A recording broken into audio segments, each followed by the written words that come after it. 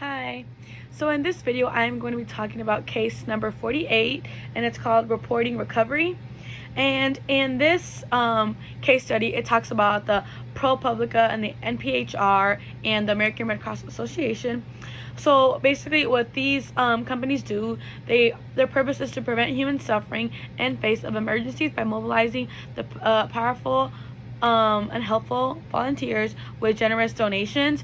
So in this case study, it talks about how the ProPublica and NPHR were criticizing the charity because the American Red Cross was had a secret disaster, basically saying that they didn't meet the needs of the community, so they weren't fully providing what the community needed with all the donations that they have.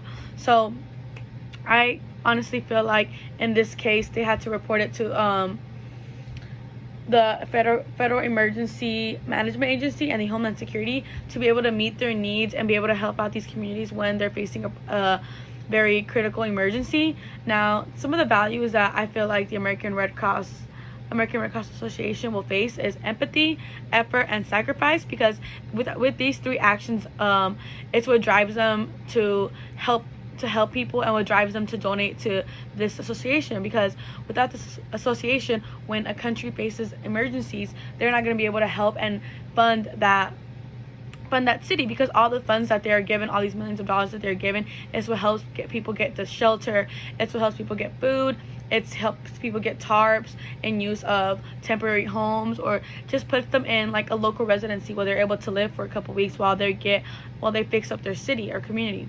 Now, in this case study, it talked about how the actions of Hurricane Sandy and Isaac were major problems that were a component for improvement. So the Hurricane Sandy and Hurricane Isaac were needed to be improved, and that's how the American Red Cross Association was improved, because their role was to now lead the public and kind of tell the public, oh, they got this amount of donations, and this amount of donation is gonna move forward and help the community.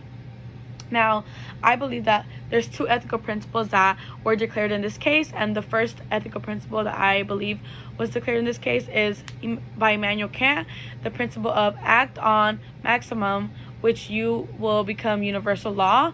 And I believe that Immanuel Kant was a true believer of the higher truth and obeying the sacrifice. So that goes really well with this case, because the American Red Cross Association needs to be telling the truth to people. They need to be telling the donors, hey, the truth. They need to be telling them what they're doing with their money and how they're going to fund their money. So this ethical principle is all about truth telling and being able to relying on donations, but also letting them know where the money is going.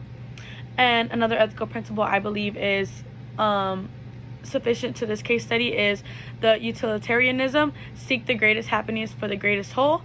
And I believe this is a good ethical principle, because they are seeking to improve the whole community.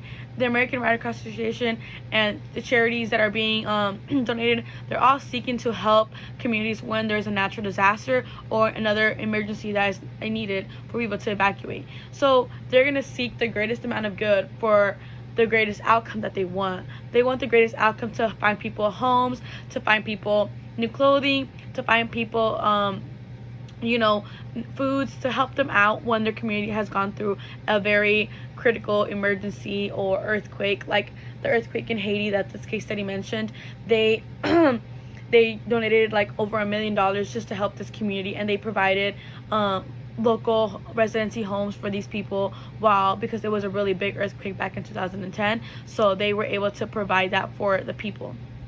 Now, loyalty, as we get to loyalty, I believe that the American Red Cross Associations, they're loyal to the community and they are loyal to the donors. Why are they loyal to the community? They are loyal to the community because they have respected and be able to help them out with this natural disaster by donating shelter, food, and clothing to these people. And now they're going to be loyal to the donors, which is where they get all their money from, because they need to know where their funds are going, where their funds are being used, and how their funds are being used. And they also are going to be loyal to the public, because the public needs to know what's going on when this natural disaster just occurred. Thank you for watching my video, and I hope this video did all the 4 quadrants that I needed to do. Thank you.